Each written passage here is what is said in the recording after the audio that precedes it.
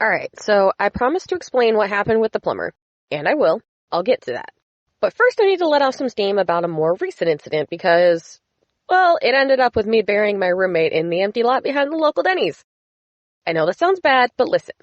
When you're living with a haunted doll named Shitwaffle as a roommate, there are bound to be some rough patches in the relationship. Our issue started in the first few hours of the new year. I'd been out at a party all night, and a friend of mine drove me home because I was pretty drunk. I waved goodbye as I struggled with the keys, not wanting them to see me fail at opening a door for 10 minutes. It actually took closer to 15 for the lock to finally click. In my defense, my fingers were all but frozen in the chilly, not quite morning air. I could have gotten it in like 8 minutes if it hadn't been so cold out. The door swung open and I stumbled into my dark living room, reaching for the flashlight app on my phone because I didn't want to grope the walls trying to find the light switch. Suddenly, the lamp in the far corner turned on, illuminating a figure posed on the couch. My heart leapt into my throat before I remembered. Oh yeah, I have a roommate. Hey, buddy, I greeted the doll, who had managed to position itself in the most disapproving way possible. There was an uncanny resemblance to a parent who had just caught their child sneaking in after curfew. Are you judging me? I snorted. You can't judge me. You're a little doll. You're a cute little doll. My doll roommate. I giggled at the absurdity of it all. Shitwaffle was holding something. What's that you got there? I began to ask. And then I realized exactly what the possessed doll had in its little hands. I froze in place, not daring to move. What are you doing, bud? I laughed nervously, a droplet of sweat trickling down my neck. Precariously held above my couch was an open bottle of maple syrup. Hey, now, be careful with that. That stuff would take forever to clean out of the couch if it spilled. My voice grew slightly hysterical with fear. I couldn't go through this again. Not after the plumbing incident and all the rigorous cleaning involved. Shitwaffle threw me a challenging look with its beady little eyes and tilted the bottle slightly so that a single bead of dark orange liquid formed on the rim of the container. You monster, I whispered hoarsely. I should have known you were evil. The bottle tipped further, causing sticky droplets to slowly hit the fabric, one after the other. I staggered forward slightly, letting out a pained noise. No, please, no more! Stop! I'm begging you, stop! I'll do anything! Just don't get any more of that shit on the couch! The doll paused, considering my desperate face. For a moment, I hoped I'd gotten through to it. Then, the silence was suddenly shattered by the sound of an obnoxious quacking coming from my phone. I cursed the stupid ringtone and answered the call, not breaking eye contact with Shitwaffle. It was my friend Peter, still sounding slightly drunk and wanting to know if I was still at the party. No, I'm at home, I replied slowly, still staring at the bottle of maple syrup. Peter must have heard the barely restrained fear in my voice because he suddenly sounded a lot more sober. Are you alright? He asked, concerned. There's a situation that I'm trying to deal with. Can I call you back later? Oh, fuck, is it that doll? I told you to get rid of that creepy thing. Upon hearing that, Shitwaffle's little face twisted into a mask of rage, and I knew that my couch was fucked. I dropped the phone and dove towards the doll anyway, hoping to minimize the damage done. Unfortunately, my skill at catching baseballs was not enough to prevent the syrup from spilling all over half of the cushions. Something inside me broke. I had let out a wordless screech of anguish. The maple syrup was already sinking deep into the old couch that I had owned for years. The same couch that I made pillow forts with as a child. The couch that had been there for me throughout every house move. The couch that I had always taken for granted. I don't think that Shitwaffle was expecting me to lunge at it with such ferocity. In fact, I'm pretty sure that element of surprise was the only reason I managed to get the better of the supernatural being and stuff it into the cardboard box that I'd kept meaning to throw out, but never actually got around to. It could have been considered an impressive defeat of such a powerful creature if I wasn't a full-grown adult against a doll with tiny porcelain hands. Also, I was sobbing tears of outrage, which probably made the scene look even more ridiculous. I can't imagine what the people at the Denny's must have thought as they watched me march up to the empty lot next to the diner at 4 a.m. and begin to dig into the frozen earth. Every so often, I had to pause shoveling dirt to drag back the cardboard box, which was trying to inch away. I caught a lot of customers staring at me through the window, pancakes drooping off their half-raised forks as they followed my progress with confusion. I hadn't counted on there being so many witnesses. I mean, how many people would be at a Denny's in the early morning of New Year's Day? The answer is a lot. Enough people that it was actually really sad. Of course, I was burying a cursed doll in the early morning of New Year's Day, so it's not like I can judge. When I finally returned home, my muscles were burning from the intense effort of digging, and my head was aching from a developing hangover, combined with the complete lack of sleep. Shitwaffle was waiting in front of the house, covered in dirt, and looking very grumpy. Fuck, I sighed, walking up to the doll and unlocking the door. I'm too tired to deal with this shit. Whatever. Come on inside, you little fucker. Shitwaffle smugly levitated into the air and sped into the depths of the house.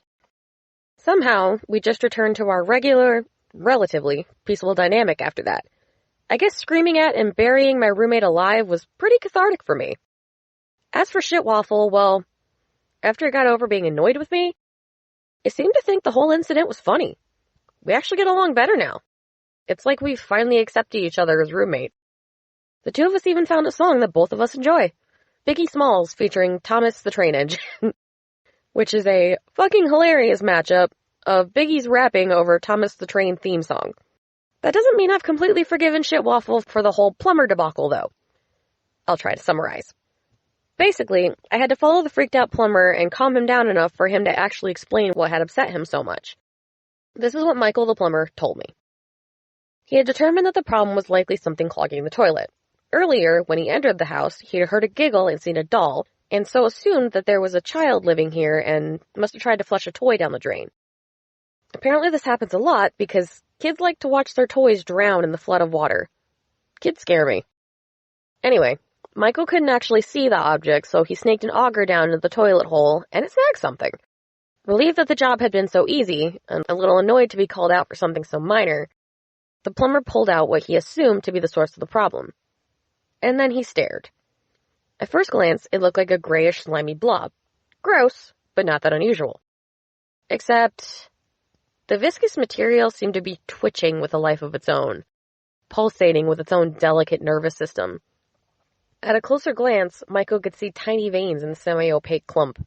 Michael was rightfully unnerved by the strange thing. He'd never seen anything like it in his entire life. Not even in those science magazines with photos of weird creatures from the deep. He took a deep breath. He told himself he was overreacting, and that just because he didn't recognize it didn't mean that it wasn't a perfectly natural thing. He told himself to just get the job done and stop thinking about it. The toilet still wouldn't flush, so again, the auger went in. He could definitely feel something down there. It took some more effort, but the plumber finally pulled out another larger blob. This one was more substantial. It was still a gross chunk like every color of Jell-O mashed together into a gray amalgam, but firmer.